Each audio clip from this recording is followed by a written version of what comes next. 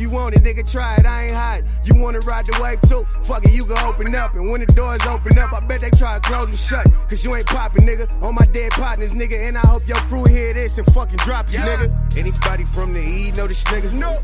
Anybody from the hills know this nigga? No. Anybody from the A know this nigga? No. Anybody from the Bells know this nigga? No. Anybody? I don't think so. Anybody? I don't think so. Anybody checking for this nigga? I don't think so. Anybody rocking with this nigga? I don't think so. Anybody riding with this nigga? I don't think so. Anybody vouching for this nigga? I don't think so.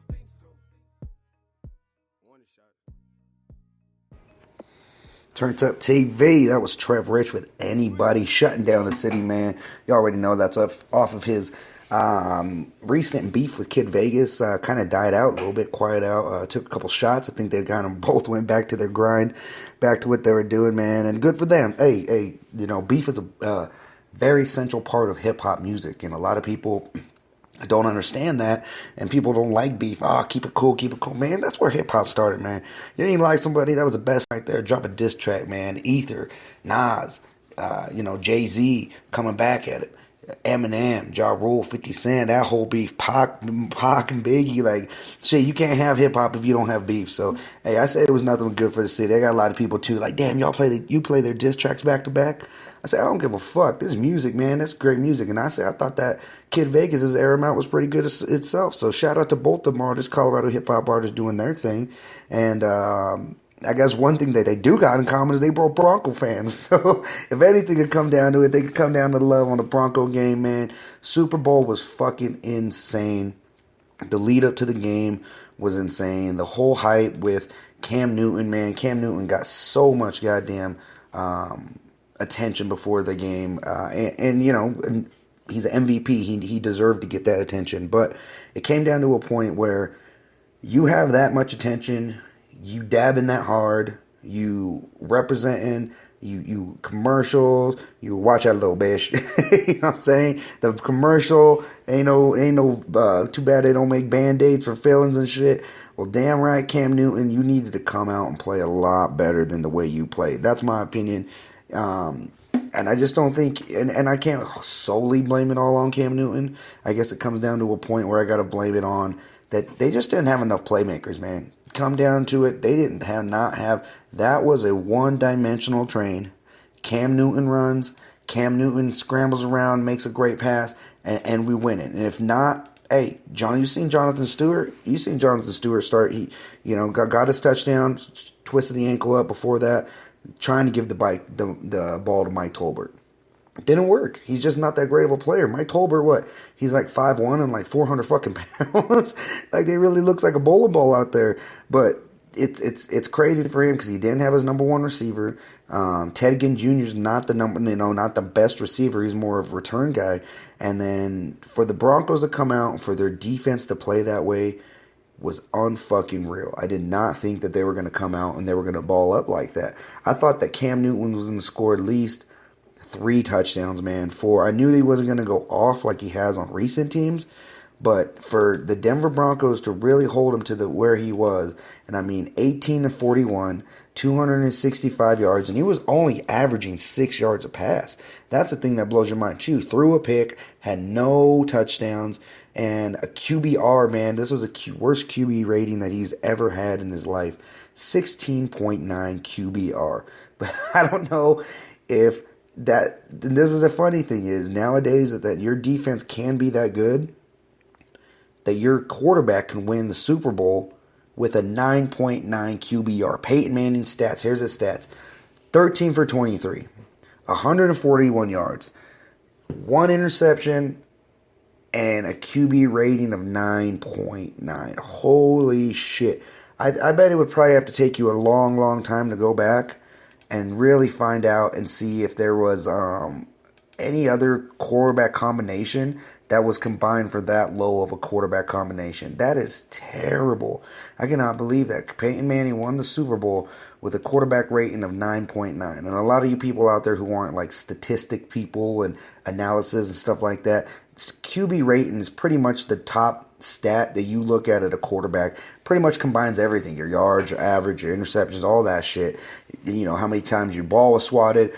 It combines a lot of different stuff. So if you get 80.2 QB rating, you know you balled out.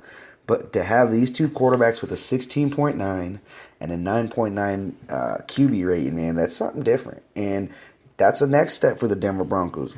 Next step for the Denver Broncos that they got to realize: are we going to ride with, Peyton? What's he going to do? Everybody's kind of on hold for Peyton to say, hey, you're retiring. If you're not, can we move on? Can we figure out if we're going to go in a different direction?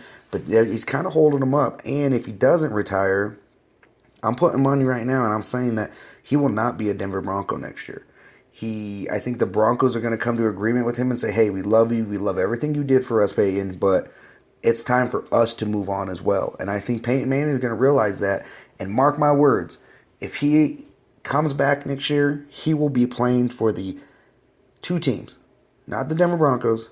He will either be playing for the Los Angeles Rams, relocated, ready to go, pump them out, get Peyton Manning in here, or he will also be playing for the team that his head coaches came for, the Houston Texans. That's all I'm saying. I'm calling it right now, man. There's two teams right there that I know for a fact would give him a shot.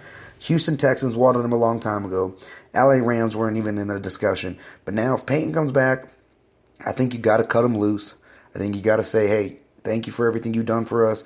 It's time. We can't move in a direction. The salary's too high. We got to split the money. We got to look. And they got to look to the future. And another thing is, too, Brock Osweiler. What are they going to do with Brock? Brock's been balling up for a minute, man. Brock's been coming in. He's been sitting behind Peyton. You've seen what he done this year to keep him in the playoffs, right? Obviously did a lot, and they needed to win those 3 games. Those games that he came in and balled out, they needed those from Brock Osweiler. But now it comes down to he's going to be on the market. People will want to go after him. This was Peyton Manning's protege. If you don't, if you haven't been following foot, he has sat behind Peyton Manning for the last 4.5 years and learned from one of the greatest quarterbacks ever. And plus, the dude's like 7'1". He sees over everybody. Like, I honestly think that you need to lock down Brock Osweiler. A lot of people are saying that they don't know if they can pay that much money. No, you want to keep your system going. He's been in the Broncos system for the last 4 years. He's been around the guys. He's gained the guys' trust. Lock him down. Lock him down. Sign Brock Osweiler tomorrow, today, right now, and move forward, Denver Broncos. And Denver Bronco fans, let me know what you guys think. Do you guys think it's a good idea to rock with him or not? Let me know. Turnt Up TV. Let's go.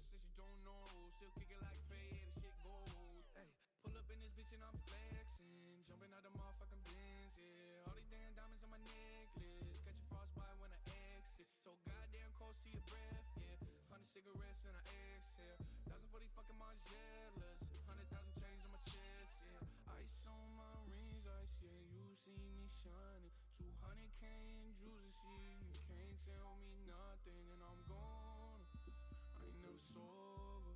Me and Viddy got shoulders. If you try and fuck me over, I ain't gonna let the people frisk me if I'm dirty, homie. A nigga never touch me, I got that dirty on me. Y'all tryna fuck me over. Y'all tryna fuck me over. Y'all tryna fuck me over. Y'all tryna fuck me over. I ain't gonna let the people frisk me if I'm dirty, homie. A nigga never touch me, I got that dirty on me. Y'all tryna fuck me over. Y'all tryna fuck me over. Y'all tryna fuck me over. Y'all tryna fuck me over.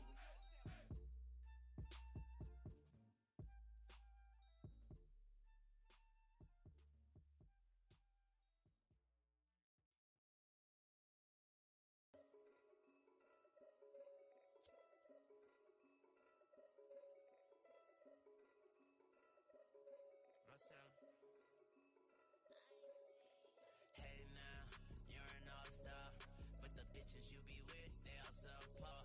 But the bitches you be with, they be cock blocking. Hope you put the kids to sleep, they be cock blocking. You could really get this meat, get this hot sausage. And I'm way too rich to beef, I just buy a body. And I really kick my feet up, and that's not karate. Yeah, I really kick my feet up, let a thigh massage 'em. Where your ass was at when I was with the hot boys? Probably watching Baller Block and eating popcorn. Yeah, where your ass was at? You was in a drought, boy. I was probably at the fight, bringing out Floyd. Said she love me 'cause I'm laid back, she outgone. Opposites a drink, pockets fat like Samoan. I just told my goons I got it, I just waved them off. I just told Tunchi I got it, and he said of course. Lose my mind the only time I ever take a loss. I work too hard for taking off, I'm taking off.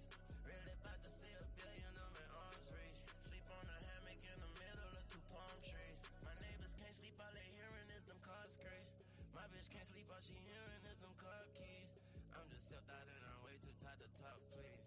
I'm just self out and I'm way too tired, I'm yawning. Yeah, where your ass was at when I was 15 in the Porsche? Where your ass be at when we be popping all these corks? Where your ass be at? Know you probably with them dorks. I'm probably with some bitches that be popping pills and snort. Diamonds in my mouth, no Swarovski. I'm hitting notes with the pistol, ooh, I'm off key. In the money, coming Godspeed. I'm moving slowly, so turtle lark Voorhees.